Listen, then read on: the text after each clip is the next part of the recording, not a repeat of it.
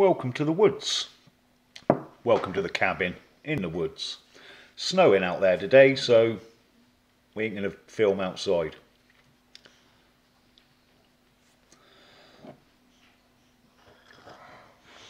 In 1829, Robert Stephenson designed and built a steam-powered locomotive. And he built it for a race on the railways. It was a good design. It was called the Rocket. Most of you would have heard of it.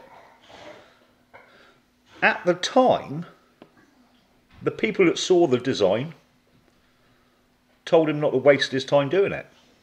It would blow up. And if it didn't blow up, it would reach such horrendous speeds that you would probably die driving it or travelling on it. But he didn't listen to him. He persisted. He made a few mistakes. And eventually, the locomotive was built, raced, won the race, and went on to encourage design of steam-powered locomotives thereafter. Really the forerunner of the train system we use today. And that's there because he didn't listen to the detractors. He didn't listen to those people that said it couldn't be done. Or to those people who said, if you do it, it'll end in failure or near death. Now that train reached horrendous speeds of 24 miles an hour. Pretty fast for them days, not so fast today. And they were wrong. 24 miles an hour doesn't kill you. In 1879, Thomas Edison was successful in creating his first incandescent light bulb. The 1,000 attempts before that had all failed.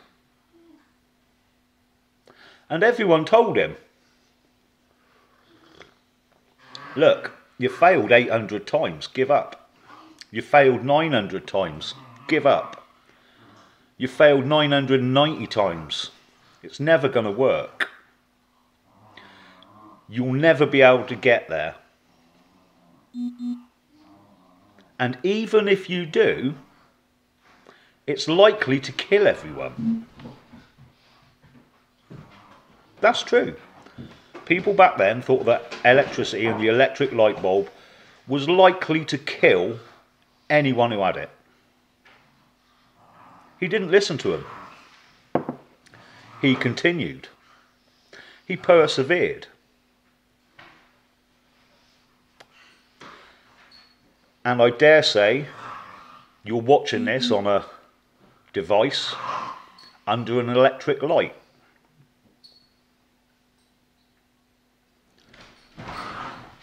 Which is possible because he didn't listen to the detractors.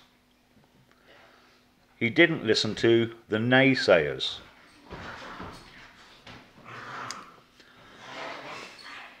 They've always been around.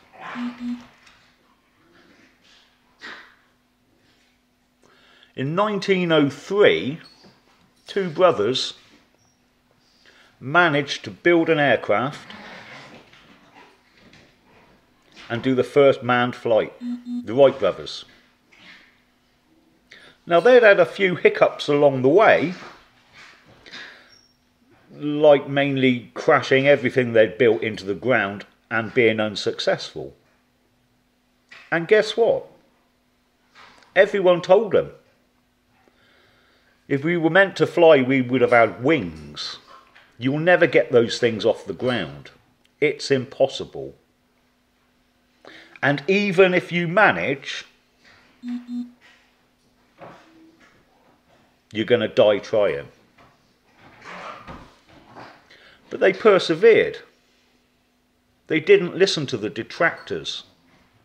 They didn't listen to the naysayers. And I dare say most of you have flown off to Marbella or Turkey or Greece for your holidays on an aircraft that was possible because they persevered, because they didn't listen to the detractors. In 2014, I built a cabin in the middle of the woods. And guess what? Everyone told me it'll never work. You're not a builder. It'll never stand up. And even if you manage it, you'll freeze to death in winter. You'll poison yourself drinking rainwater. You're not allowed to do it. There must be some law against it. You'll get found out. Everyone had something to say detracting. There was a lot of naysayers. But I didn't listen. I knew it was possible. I knew I could do it. So I persevered. And I now live in a comfortable 4-bedroom home with no rent to pay and no mortgage to pay, with central heating and running water, and I haven't quite killed myself yet, and 7 very noisy dogs. You can probably hear them running around in the background. And life's good. Even me coffee made with rainwater tastes okay.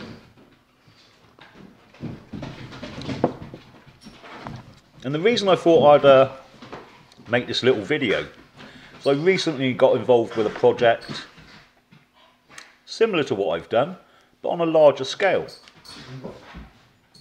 A lot of people grouping together to buy a bit of land and build some homes. And guess what? Those detractors, those naysayers, they're still around. Calm it down, you two. They're still there. It'll never work. You won't be able to do it. None of you know what you're doing. It's been tried before. And every comment they come up with, you could listen to it. Or we could just ignore it. Like Stevenson did with the rocket. Like Edison did with the light bulb. Like the Wright brothers did with the aircraft. Like I did with my cabin. Could just crack on. Because detractors and naysayers, they'll always be there. And they're hardly ever right. And this isn't a pop at those people. Some of them think they're doing it for the right reasons. Some of them believe that, you know, their negativity and their objections to what you're doing are going to be helpful in some way.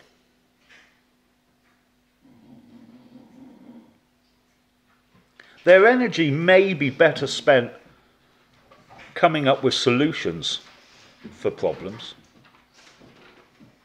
and not just turning their back on those that are trying to do something.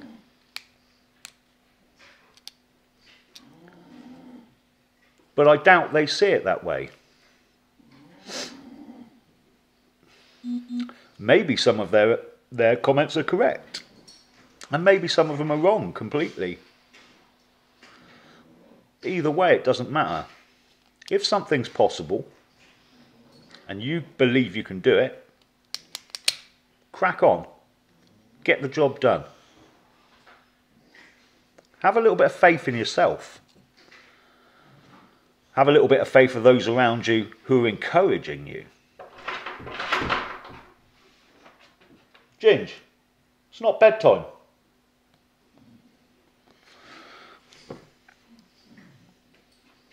Don't listen to the naysayers. Yes, sometimes things can be difficult. Could be like Edison and fail 1,000 times. But like he said, all he'd done is discover 1,000 ways it couldn't be done before he found the one that worked.